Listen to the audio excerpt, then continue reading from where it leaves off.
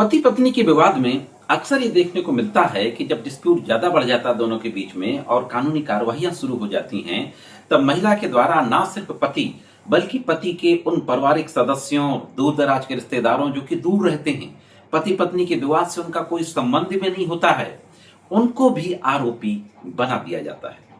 हालांकि supreme court के द्वारा लगातार अपने कई फैसलों में इस बात को कहा जा रहा है कि जब तक कि पति के परिवार के बाकी सदस्यों और रिश्तेदारों की कोई स्पेसिफिक भूमिका ना हो, तब तक उनके खिलाफ 98A की कार्रवाई नहीं की जाएगी। लेकिन अभी इसी तरीके का एक मामला राजस्थान हाईकोर्ट पहुंचा और राजस्थान हाईकोर्ट के द्वारा अभी हाल ही में एक महत्वपूर्ण फैसला दिया गया। यह मामला जो था एक विधवा जेठानी के खिलाफ था। विधवा जेठानी के खिलाफ जो मामला था, उस मामले में राजस्थान हाईकोर्ट के बेंच के द्वारा बहुत ही महत्वपूर्ण बातें कही गई हैं।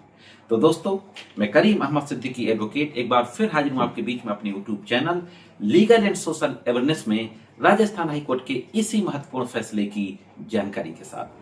आज के इस एपिसोड में देखेंगे कि जो मामला राजस्थान हाईकोर्ट पहुंचा, इसके फैक्ट क्या थे, किस तरीके का आर्गुमेंट किया गया, कोर्ट के द्वारा कौन सी महत्वपूर्ण टिप्पणियां की गई और फाइनली किस तरीके का आदेश दिया गया। तो जोड़े रहे आखिर तक, देखते हैं कि संपूर्ण जानकारी क्या है।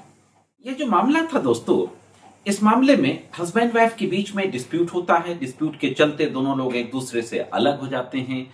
इसके बाद हस्बैंड के द्वारा अपनी पत्नी के खिलाफ फैमिली कोर्ट में एक डाइवोर्स की सूट दाखिल कर दी जाती है। तलाक का मुकदमा पति के द्वारा दाखिल करने के बाद पत्नी के द्वारा 498A इंडियन पेनल कोड जो 85 सेक्शन हो गया BNS का, उसके तहत एक FIR दर्ज करा दी जाती है। इस FIR में महिला की एक विधवा जेठानी का भी नाम था जो कि उनसे अलग रह रही थी।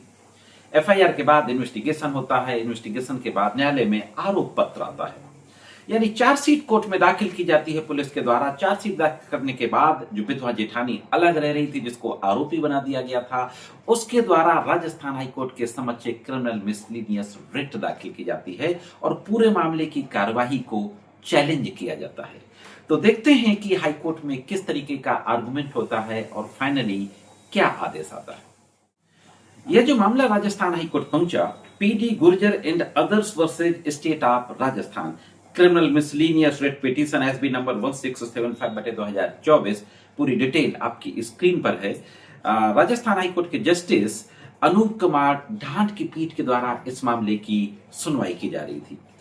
हाईकोर्ट में दलील दी जाती है उस विधवा महिला के द्वारा कि वह विधवा है और अपने वैवाहिक घर में अलग रहती है। पति पत्नी के निजी जीवन से उनका कोई संबंध नहीं था और उनके खिलाफ जो आरोप लगाए गए हैं वो सिर्फ सामान्य आरोप हैं, अस्पष्ट आरोप हैं, किसी विशेष भूमिका का उल्लेख नहीं किया गया। हाईकोर्ट ने सुनवाई के दौरान यह भी पाया कि पति पत्नी जिनके बीच में विवाद हुआ था वो दोनों शिक्षक थे और वो दोनों शहर से अलग रह रहे थे, जबकि ये जो विधवा महिला थी ये अपने वैवाहिक घर में ही अलग रह रही थी। अदालत ने भी कहा कि शिकायतकर्ता ने यह नहीं बताया अपनी FIR में कि उसकी जेठानी ने किस प्रकार से उसके साथ कथित दुर्व्यवहार किया और उसके साथ प्रताड़ना करने में किस तरीके से सहभागिता की। इस तरीके की बातें कहते हुए पीठ ने और एक महत्वपूर्ण बात कही। कोर्ट ने कहा कि याचिकाकर्ता जो कि शिकायतकर्ता की जेठानी है, उसका शिकायतकर्ता और उसके पति के घरेलू मामलों से कोई संबंध नहीं है। यदि पति या ससुराल पक्ष द्वारा दहेज की कोई मांग की भी गई हो तो उससे शिकायतकर्ता को कोई लाभ मिलने वाला नहीं था।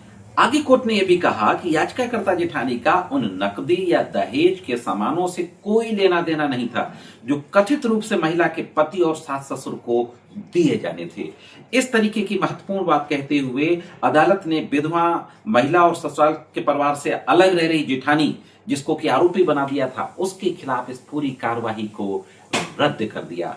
तो यह थी दोस्तों एक और महत्वपूर्ण जानकारी 498A के मिसयूज के संबंध में। जानकारी कैसे लगी कमेंट्स करके जरूर बताएं। आज के इस एपिसोड में सिर्फ इतना ही। मिलते हैं किसी अन्य एपिसोड में कानून की अन्य जानकारियों के साथ। तब तक महत्वपूर्ण कानूनी जानकारियों के लिए देखते रहें लीगल एंड सोशल एवेन्यूज।